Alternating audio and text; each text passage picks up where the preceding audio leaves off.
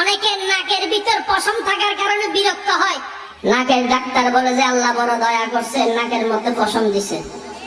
Doctor মশাই এই পশমেরও লাভ আছে? বলে যে আছে। কেমন? তুমি তো সারাক্ষণ মাস্ক পরে থাকো না, মাস্কের ভিতরেও তো কিছু ধুলা থাকে, ওই ধুলা থেকে আল্লাহ তোমার ফুসফুসকে হেফাজত করার জন্য নাকের ভিতর লোমের ব্যবস্থা করে দিয়েছেন। তাই তো নবী বলেছেন সকালে ঘুম থেকে উঠলেই আগে নাকটা ধুয়ে ফেলো। চিৎকার দিয়ে বলেন সুবহান। বিজ্ঞানের সাথে, ডাক্তারের সাথে, ইসলামের সাথে বরাবর মিল। সুবহানাল্লাহ একটু জোরে বলেন। আচ্ছা বলেন, এখানে ধুলা আছে না নাই? ধুলা আছে না নাই? রাস্তায় ধুলা থেকে বাঁচার জন্য আমরা কি দিই? কিন্তু রাস্তায় ধুলা থেকে বাঁচার জন্য কি সবাই চশমা দেন?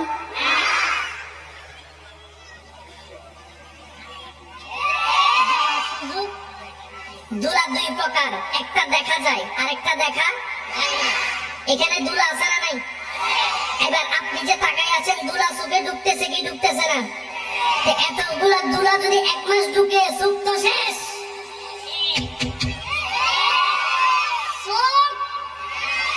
সিরিঙ্গি আওয়াজে হয় না চোখ? কিন্তু চোখ শেষ হয় না কেন? একটা বালু যদি চোখে পড়ে, কসলাইতে লাল হয়ে যায়। এতগুলা ধুলা ঢুকে, চোখ এত পরিষ্কার কেন?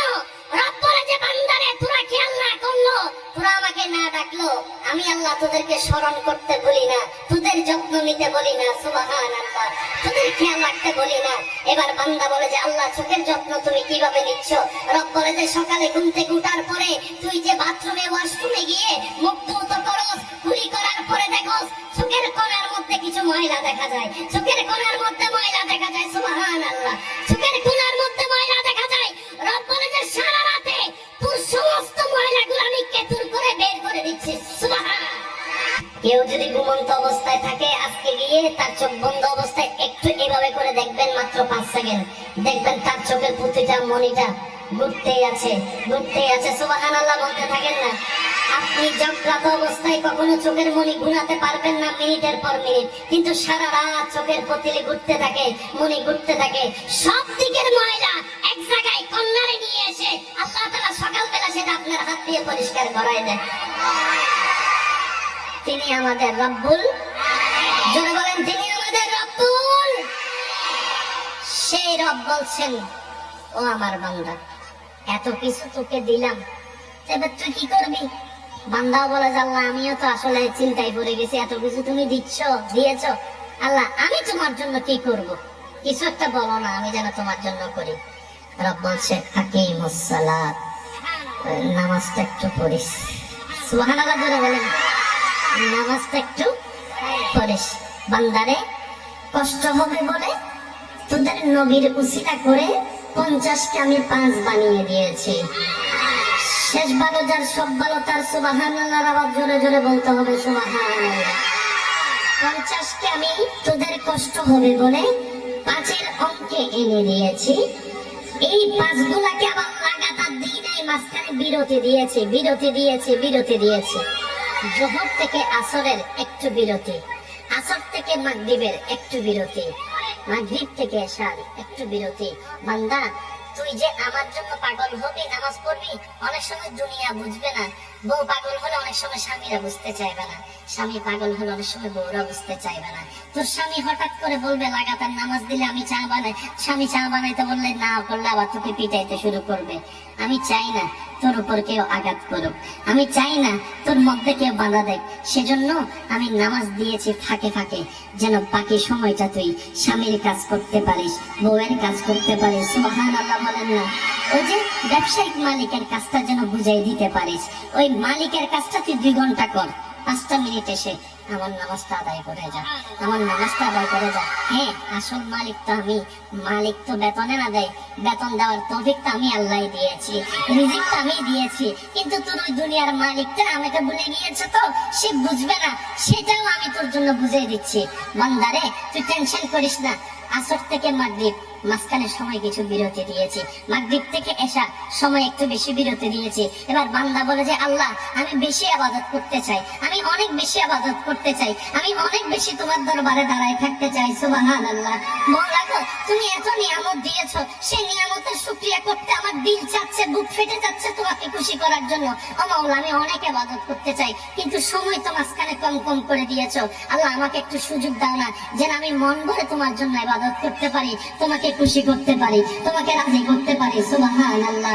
বান্দার সেই আকুতি মিনতি দেখে রব্বুল আলামিন বলে যদি আমি তোকে জোহর এবং আসরের সময়ের মতো দিই, মালিক তোকে আবার ডেকে দিবে, তোকে আবার সেই মালিক থাকবে কাজের জন্য, চাকরির জন্য। বান্দারে যা, এশা থেকে ফজর পর্যন্ত লম্বা সময় দিলাম, লম্বা সময় দিলাম, লম্বা সময় দিলাম, আরামের জন্য ঘুমের সুযোগও করে দিয়েছি। গভীর রাতে তাহাজ্জুদ করে করে, তাহাজ্জুদ পড়ে পড়ে আমি রবের সাথে প্রেমের আলাপ করার সুযোগ দান করে দিয়েছে। সুবহানাল্লাহ। রাতের 3টা বাজে তোর মালিক তোকে ডিস্টার্ব করবে না, রাতের 3টা বাজে তোর স্বামী তোকে ডিস্টার্ব করবে না, রাতের 3টা বাজে তোর বউ তোকে জ্বালাবে না, রাতের 3টা বাজে তোর দুনিয়া তোকে জ্বালাবে না। সবাই ঘুমাই থাকবে, তুই দাঁড়িয়ে থাকবি, সবাই ঘুমের মধ্যে থাকবে, তুই দাঁড়িয়ে থাকবি, সবাই নিশ্চুপ হয়ে থাকবে, তুই ফিস ফিস করে আমি রবের প্রশংসায় বলবি আলহামদুলিল্লাহি রাব্বিল আলামিন আর রহমানির রহিম মালিকি ইয়াউমিদ্দিন ইয়াকা না'বুদু ওয়া ইয়াকা নাস্তাইন ইহদিনাস সিরাতাল মুস্তাকিম ইহদিনাস সিরাতাল মুস্তাকিম। রব বলে বান্দা তুই চুপি চুপি পড়তে থাকবি দুনিয়ার মাটি থেকে, আমি রব শুনতে থাকবো তোর আওয়াজ, আমি রব শুনতে থাকবো তোর আওয়াজ, আমি রব তাকাই থাকবো, আমি রব রহমত দিয়ে দেখতে থাকবো। বান্দারে সবাই ঘুমাই থাকবে, তুই দাঁড়াই থাকবি অন্ধকারের মাঝখানে, সবাই ঘুমের প্রেমে পাগল, তুই থাকবি নামাজের মধ্যে। আমি আল্লাহ তোর দাঁড়ানোটা দেখবো, তোর রুকুর করাটা দেখবো, তোর সিজদা করাটাকে দেখবো, তোর সিজদা করাটাকে দেখবো। ও বান্দারে তুই যখন রুকুতে গিয়ে আমি রবের প্রশংসা করবি সুবহান রাব্বিয়াল আযীম, আমি রব শুনবো। তুই যখন বলবি রব্বানা লাকাল হামদ সামিআল্লাহু লিমান হামিদা, আমি রব শুনবো। ও আমার বান্দারে তুই যখন সিজদায় গিয়ে কপালটা ঝুঁকাই দিয়ে চুপি চুপি রবের প্রশংসা করবি সুবহানা রাব্বিয়াল আ'লা, সুবহানা রাব্বিয়াল আ'লা, সুবহানা রাব্বিয়াল আ'লা, আমি রব শুনে থাকবো, তোর সেই জিকিরগুলো শুনতে থাকবো। তুই আমার বড়ত্বের প্রশংসা করবি, আমি শুনে থাকবো, তুই আমার বড়ত্বের প্রশংসা করবি, আমি শুনে থাকবো, তুই আমাকে আলা বলবি, আমি শুনে থাকবো। বান্দারে মনে রাখ তোর সারা জীবনের একটা সিজদাও যদি আমার পছন্দ হয়ে যায়, একটা রুকু যদি আমার পছন্দ হয়ে যায়, একটা জিকির যদি আমার পছন্দ হয়ে যায়, সুবহানা রাব্বিয়াল আ'লা বলে তুই আমার প্রশংসা যদি আমার একবার পছন্দ হয়ে যায়, আমি আল্লাহ তোকে দয়া করে সৃষ্টির মধ্যে শ্রেষ্ঠ বানাই দিব। বলেন সুবহানাল্লাহ।